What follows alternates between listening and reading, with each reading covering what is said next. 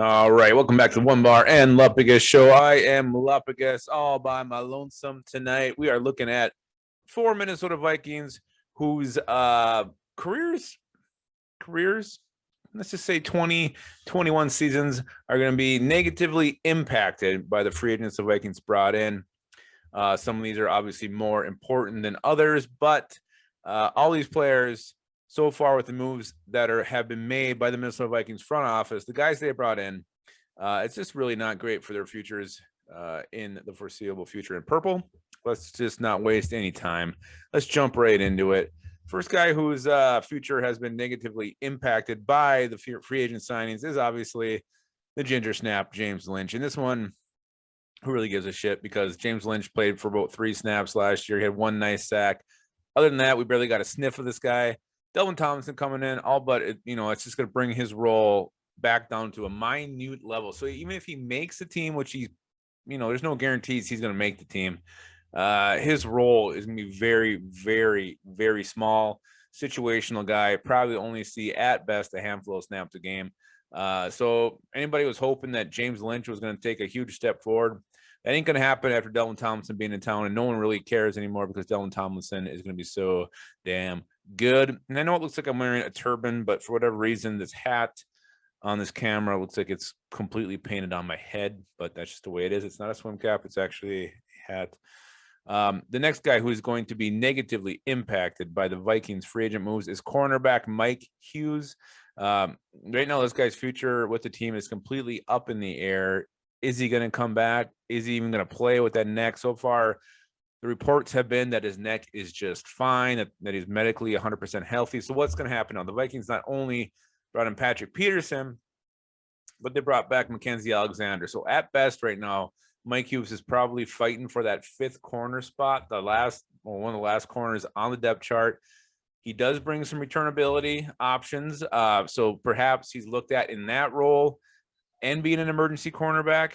But, for anybody who thought Mike Hughes was going to have a return year, a comeback player of the year type of year, I mean, this is with the guys they brought in. The chances of that happening seem very, very, very unlikely.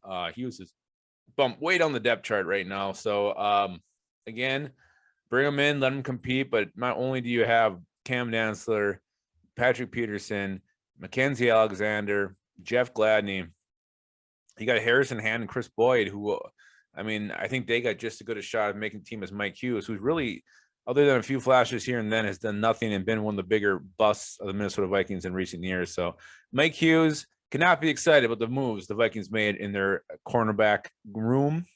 Let's move on to the third guy who's definitely been negatively impacted by the Vikings free agent moves. It's quarterback Kirk Cousins. You made what was already a shaky O-line even worse, Rick Spielman. You guys cut Riley Reef.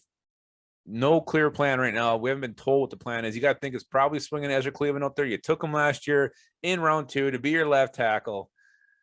But then what do? You don't upgrade the guard position. You go trade for Mason Cole, who is just as bad as the 2 worst players on your team. And today, the ultimate slap in Kirk Cousins' huge dad ass is bringing back Dakota Dozier. I don't care if it's a backup role. This guy showed absolutely nothing last year.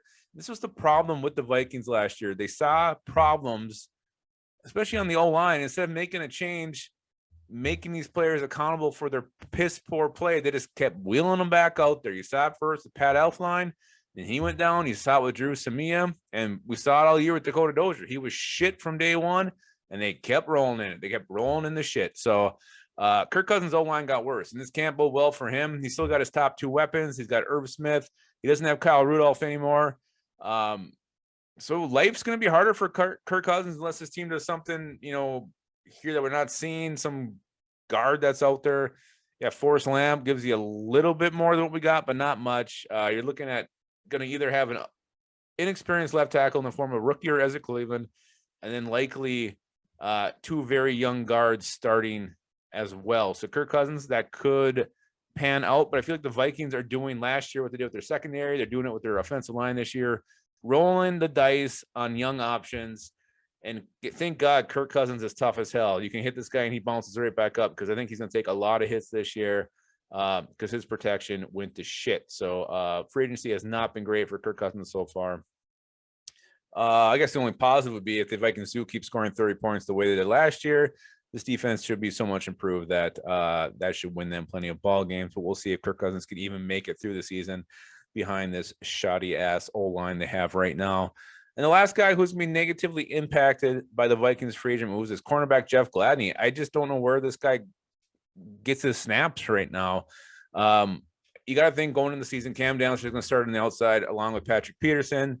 Why would you not have Mackenzie Alexander in the slot there? I mean, he's amazing blitzer, nickel corner. I don't know why you wouldn't have him there. So Jeff Gladney, is he just kind of be a rotational guy when you have 4 cornerbacks out there? Is he, I don't know, what kind of sub packages do you put him in? I just see his playing time taking a huge dip downward.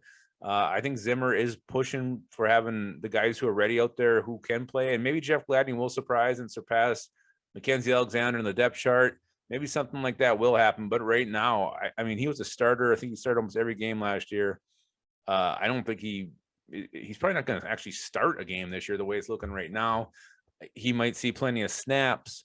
But to me, these moves the Vikings have made do not bode well for Gladney's playing time this year. I think he will take a step back in production-wise, but maybe he'll make up for it from what he learns and looks ready to come back year 3, even more experienced, even more polished, and ready to produce like the first-round pick that he was. And I'm not saying I have anything against Jeff Gladney. I don't feel like he's a bust or anything. I just think his playing time is going to be cut. I think he's going to be the one who gets pushed down the chart because of these moves. So I think Jeff Gladney is probably going to have step back production wise just because of the guys they brought in and then the fact that they're looking to win. But obviously injuries can change that. All kinds of things can change right now, but I think Gladney definitely will take a little bit of a step backwards and definitely be negatively impacted by the Vikings move. So those are the 4 guys right there. Let me know who else cannot be too happy with the guys they brought in as far as their future with the team goes and their playing time next year in the comments. Let me know who you think.